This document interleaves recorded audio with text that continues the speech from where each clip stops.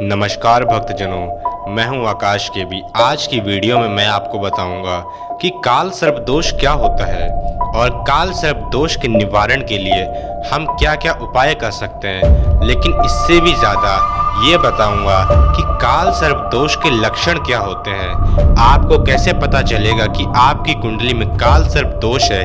बिना कुंडली देखे ही आप समझ जाएंगे।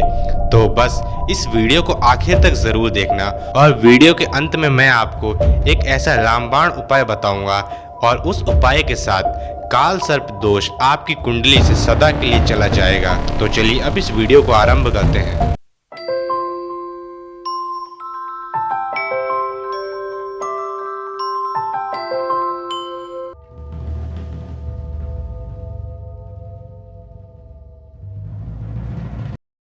सर्वप्रथम तो मैं आपको ये बताऊंगा कि काल सर्प दोष असल में होता क्या है। हम ये कब कह सकते हैं कि इस कुंडली में काल सर्प दोष है। तो चलिए मैं आपको बताता हूँ। जब व्यक्ति के जन्मांग चक्र में राहु और केतु की स्थिति आमने सामने की होती है, यानी जब राहु और केतु दोनों 180 डिग्री पर रहते हैं और साथ ही जब बाकी 7 ग्रह राहु केतु के एक तरफ हो जाएं और दूसरी ओर कोई भी ग्रह ना रहे, तो ऐसी स्थिति में काल सर्प योग बनता है। और अब मैं आपको ये बता दूं कि इसी स्थिति को हम काल सर्प दोष कहा जाता है। हालांकि काल सर्प दोष का निर्धारण करते समय अत्यंत सावधानी बरतनी चाहिए, क्योंकि यदि कुंडली को देखने में ज़रा सी भी चूक हो जाए और हम उसे काल सर्प दोष घोषित कर दें तो इसमें भी बहुत हानि हो सकती है। अब मैं आपको एक और ज़रूरी बात बताऊंगा कि जब कुंडली के भावों में सारे ग्रह दाहिनी ओर हों तो ये काल सर्प योग नुकसानदायक नहीं होता, परंतु जब सारे ग्रह बाईं ओर रहें तो वह अत्यंत नुकसानदायक होता है। तो जब आपको पता चले कि आपकी कुंडली में काल सर्प दोष है तो आप एक बार ये देख लें कि कुंडली के भावों में सारे ग्रह दाहिनी ओर हैं कि बाहिनी ओर हैं, क्योंकि ये पता करने से आपको पता चल जाएगा कि वह काल सर्प योग आपके लिए नुकसानदायक है या नहीं।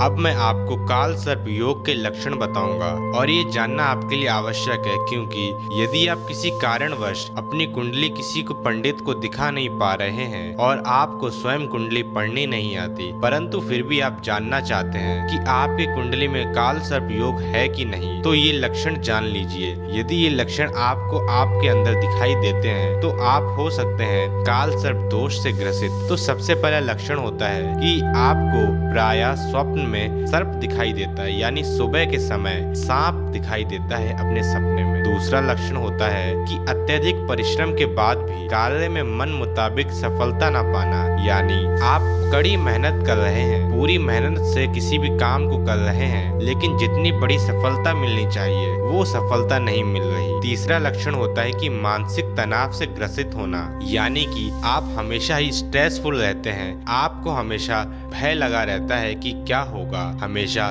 चिंता करते रहते हैं। अब चौथा लक्षण होता है कि किसी भी फैसले को सही तरीके से ना ले पाना, यानी आप अगर कोई भी फैसला लेना चाहते हो तो सबसे पहले तो आपका मन करेगा कि ये फैसला लूं कि ना लूं, दूसरे लोगों से राय लेंगे और अपना फैसला लेने में बहुत देर लगाएंगे और फैसला लेने के बाद कई बार आपका फैसला गलत भी साबित हो जाएगा। अब पांचवा लक्षण होता है कलहपूर्ण पारिवारिक जीवन, यानी आपके फैमिलियर मैटर बहुत खराब होंगे, यानी आपके पारिवारिक स्थिति है तो वो बहुत ही खराब होगी। आपके परिवारजनों में लड़ाई झगड़ा होगा, परिजनों के बीच मन मुटाव बना रहेगा, जिसके कारण आपको मानसिक तनाव भी रहता रहेगा और उसी कारण आपका कभी भी किसी कार्य में मन नहीं लग पाएगा। अब छठा लक्षण है गुप्त शत्रुओं का होना, और वही गुप्त शत्रु आपके कार्य में बाधा बनेंगे, यानी कि कोई ऐसे शत्रु जिनके बारे में आप जानते नहीं हैं। हो सकता है वो शत्रु आपके परिवार के ही हों, आपके मित्र हों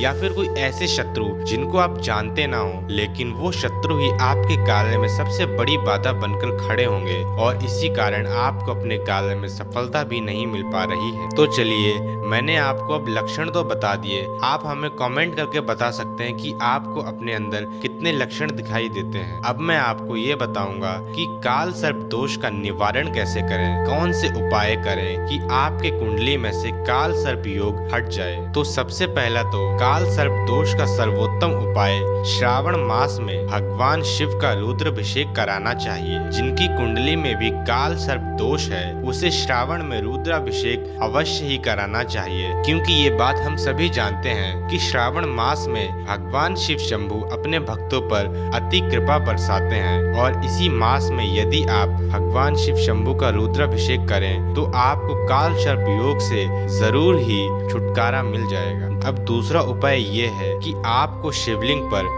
मिश्री एवं दूध अर्पित करना चाहिए, यानी कि दूध में मिश्री मिलाकर आप शिवलिंग पर चढ़ा सकते हैं। साथ ही यदि आप शिव तांडव स्तोत्र का नित्य प्रतिदिन पाठ करेंगे तो ये सबसे श्रेष्ठ रहेगा, क्योंकि आपको शिव तांडव स्तोत्र की महिमा तो पता होगी ही। और यदि आपको शिव तांडव स्तोत्र बोलना नहीं आता तो आप मेरे चैनल पर देख सकते हैं, मैंने आपको वीडियो बनाकर सिखाया है कि कैसे शिव तांडव स्तोत्र पढ़ सके, और एक बार पढ़ना जान जाएंगे तो आप उसका पाठ भी कर पाएंगे। अब तीसरा उपाय ये है कि अपने घर में जहाँ पर भी आपका पूजा का स्थान हो वहाँ पर भगवान श्री कृष्ण की कोई भी मोर पंख वाली मूर्ति का स्थापना करें और नित्य प्रतिदिन उसका पूजन भी करें, और ऐसा करने से काल सर्प दोष में अत्यंत ही राहत मिलती है। अब चौथा उपाय ये है कि बहते हुए जल में चांदी से बने नाग और नागिन के जोड़े को विधि प्रकार किसी पंडित की उपस्थिति में प्रवाहित कर दें, और इस प्रकार से आपको काल सर्प दोष से मुक्ति मिल जाएगी। परंतु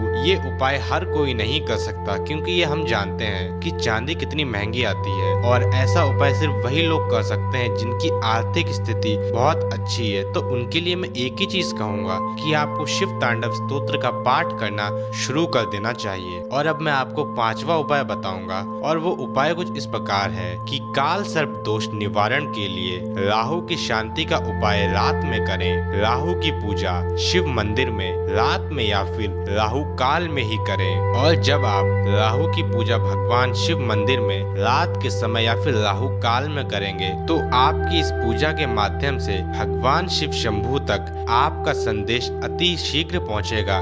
और साथ ही मैं तो अभी भी एक ही बात कहूंगा कि आपको शिव तांडव स्तोत्र का पाठ करना शुरू करना चाहिए और रुद्राभिषेक करना चाहिए भगवान शिव शंभु की लिंग स्वरूप का। और अब इसके साथ मैं इस वीडियो को समाप्त करना चाहूंगा, और साथ ही मैं आपसे ये कहूंगा कि यदि आपको वीडियो अच्छी लगी तो इसे लाइक करें और अपने मित्रों के साथ शेयर करें। अब अंत में अगर आपको मेरा चैनल अच्छा लग रहा हो तो आप हमारे चैनल को सब्सक्राइब कर सकते हैं, और यदि आपको मेरा काम पसंद आता है तो आप हमें पेट्रियन पर सपोर्ट कर सकते हैं या फिर UPI ID के माध्यम से भी हमें सपोर्ट कर सकते हैं। लिंक आपको डिस्क्रिप्शन में मिल जाएगा और साथ ही ऊपर आई बटन पे भी मिल जाएगा। तब तक के लिए हर हर महादेव।